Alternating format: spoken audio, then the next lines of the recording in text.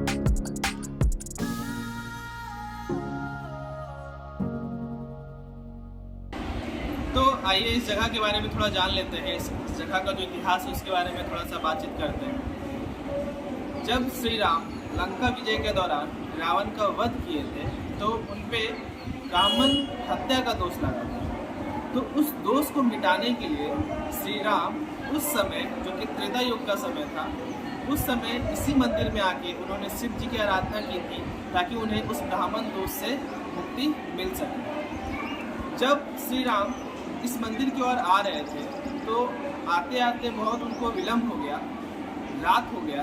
तो उन्होंने गंगा नदी को पार करना सही नहीं समझा रात में, तो उन्होंने गंगा नदी के उस साइड ही अपना डेरा डाला और वहाँ पे रात भर विश्राम लिया। उसके बाद अगले सुबह उन्होंने गंगा नदी पार की और इस मंदिर में आकर शिव जी की आराधना की। जिस जगह उन्होंने रात्रि विश्राम किया था वो जगह राघोपुर के नाम से प्रसिद्ध हुआ और वो आज भी वैशाली जिला में राघोपुर दियर के नाम से वो जगह आज भी है। इस मंदिर का इतिहास जो है महाभारत से भी जुड़ा है।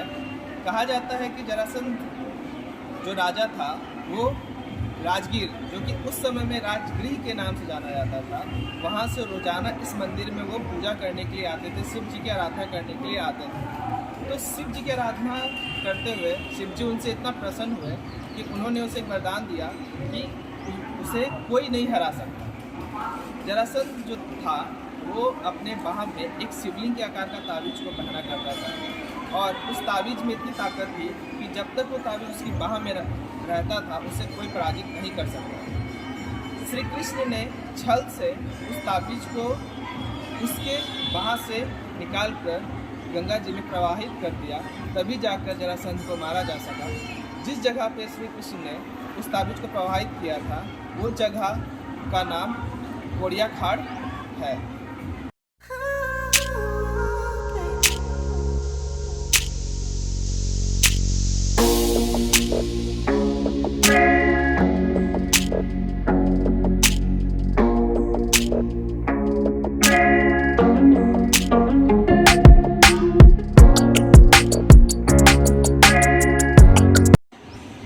इस जगह से एक और इतिहास जुड़ा हुआ है जो कि अकबर के ज़माने से है। कहा जाता है कि जब राजा मान सिंह, जो कि अकबर के सेनापति थे, वो बंगाल विद्रोह को रोकने के लिए जल मार्ग से बंगाल जा रहे थे, तो उनका नाव जो था वो उसी जगह पे फंसा था जहाँ पे श्री कृष्ण ने जरासंध के जो बाह में जो शिवलिंग बंधा हुआ था उसे विसर्जित किया। तो बहुत प्रयास के बाद भी जब उनका नाव वहाँ से नहीं निकल पाया तो मान सिंह रात भर यहाँ पे विश्राम किए थे। जब वो रात में सो रहे थे तो भगवान शिव जी उनके सपने में आए और उन्हें ये कहा कि इस मंदिर को पुनः से स्थापित करने के लिए। तो उन्होंने जैसे ही सुबह वो उठे उन्होंने इस मंदिर को फिर से स्थापित करने का आदेश दिया और बंगाल की तरफ रवाना हो गए। जब वो बंगाल गए तो वहाँ पे उन्हें विजय प्राप्त हुई। स्थानीय लोगों का मानना है कि जो बाबा वैकुंठनाथ है वो जितने भी भक्तगण यहाँ आते हैं उनके मन की इच्छाओं को पूरा करते हैं और उनके मन मुताबिक उनको जो भी फल चाहिए उनको देने में उनकी सहायता करते हैं। वैसे तो कहा जाता है कि बिना मेहनत का कुछ मिलता नहीं, बट जब बाबा भोलेनाथ का आशीर्वाद हो तो मेहनत भी रंग लाती है। तो बस आज का जो भी हम लोग का जर्नी था बैकटपुर मंदिर का, तो आज हम लोग यहीं पे ख़त्म करते हैं। अब चलने का समय हो गया है तो अब वापस घर।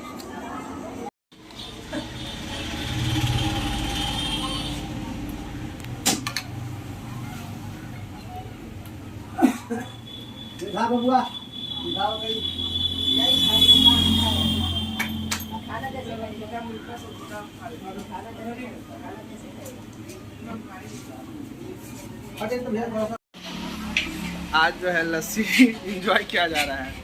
गोलू भी कैसा लग रहा है? हाँ, बढ़िया है।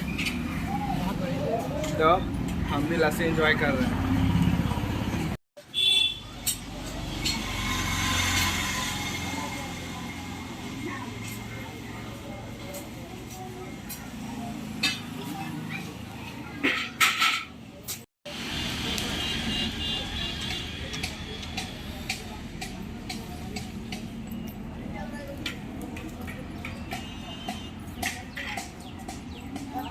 हो